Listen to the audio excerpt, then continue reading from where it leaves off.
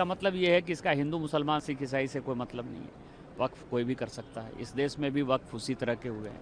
कांग्रेस ने केवल मुस्लिम vote bank की पॉलिटिक्स और अलग पाकिस्तान बनाने के चक्कर में वक्फ में संशोधन करके मुसलमानों को बरगलाने का प्रयास किया।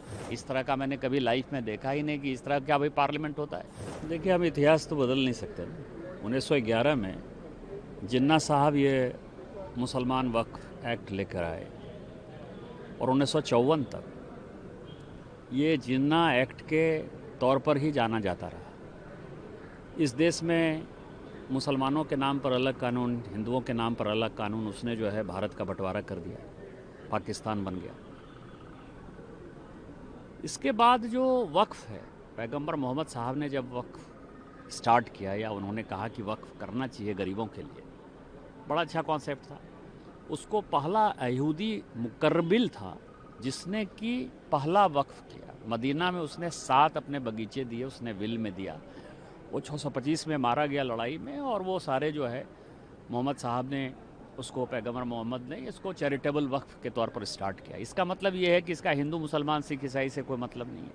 वक्फ कोई भी कर सकता है। इस देश में भी वक्फ उसी तरह के हुए हैं। जब जब चुनाव हुआ, कांग्रेस ने केवल मुस्लिम वोट बैंक की पॉलिटिक्स और अलग पाकिस्तान बनाने के चक्कर में वक्फ में संशोधन करके मुसलमानों को बरगलाने का प्रयास किया। चाहे 1995 में वक्फ व यूजर हो, चाहे 2013 में, दोनों चीज़ें यदि आप देख लीजिएगा तो चुनाव से था। हम लोकसभा चुनाव में जाने वाले थे 1995-96 में भी, और उसके बाद 2014 में। तो ये दोनों एक्ट थे।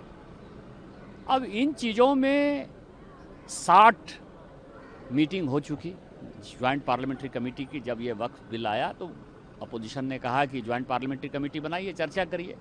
चर्चा हुई। आपको पता है कि जो जगदम्बिका पाल जी थे उनके ऊपर जो है मारने का भी प्रयास हुआ। कल्याण बनर्जी ने जो है बोतल भी फेंका। इस तरह का मैंने कभी लाइफ में देखा ही नहीं कि इस तरह क्या भाई पार्लियामेंट होता है। आज भी बिजनेस एडवाइजरी कमेटी में, संयोग से मैं भी उस कमेटी में मेंबर हूँ, आज स्पीकर साहब ने कहा कि 8 घंटे कर लेते हैं, इसके बाद यदि हाउस का सेंस होगा और बढ़ाना होगा तो और बढ़ाएंगे। समय के लिए कहीं भी कोई परेशानी नहीं थी। ये मन बना कर आए थे कि इनको जो है केवल मुसलमानों को मैसेज देना है, मुसलमानों को वोट बैंक समझना है, मुसलमानों को मैसेज देना है। इसलिए इन चीज़ों का उन्होंने बैकआउट किया। उनके बुद्धि पर तरस आता है।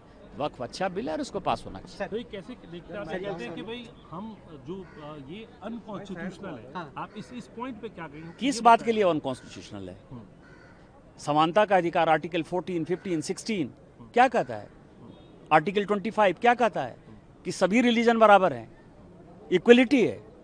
मुसलमानों के लिए आप विशेष तरजीह दे दीजिए और उसके बाद जो है हिंदुओं को जो है मार दीजिए, जैन को मार दीजिए, कैथोलिक को मार दीजिए, ईसाई को मार दीजिए। आज सारे लोग साथ हैं ना। जैन इसके पार्ट नहीं है, बुद्ध इसके पार्ट नहीं है, सिख इसके पार्ट नहीं है, क्रिश्चियन इसके पार्ट नहीं है। इस देश, ये देश जो है हिंदू, मुस्लिम, सिख, ईसाई, जैन, सिख, बौद्ध सबका है ना। सभी एक साथ है। केवल कुछ लोग जो वक्फ के नाम पर राजनीति करते हैं, जो मुसलमान बड़े लोग हैं, जो पॉलिटिशियन हैं, उन्होंने वक्फ की संपत्ति पर कब्जा कर लिया है, उनका जो है अथॉरिटी खत्म हो रहा है। इस कारण से वो मुसलमानों को भड़का रहे हैं। किन गरीबों को आपने कितना स्टाइपेंड दिया, किन गरीबों के बच्चियों की शादी की, किन गरीब के बच्चों को आपने पढ़ाई लिखाई किया, वक्फ का जो टोटल कॉन्सेप्ट है उसके बारे में चर्चा करिए ना।